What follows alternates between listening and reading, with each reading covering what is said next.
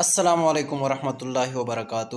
آج کا میرا ویڈیو تمام امتی مسلمہ کے لیے ہے، کیونکہ ہر مسلمان یہ چاہتا ہے کہ قیامت کے دن میرا نیکیوں کا ترازو جو ہے، پلہ جو ہے وہ بھاری ہو اور میں کامیاب ہو جاؤں گا۔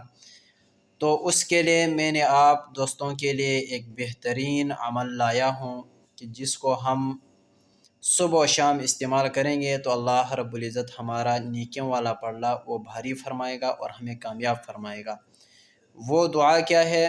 آئیں آپ کو بتاتا ہوں۔ وہ دعا ہے سبحان اللہ و بحمدہ سبحان اللہ العظیم، 7 مرتبہ صبح اور 7 مرتبہ شام کو۔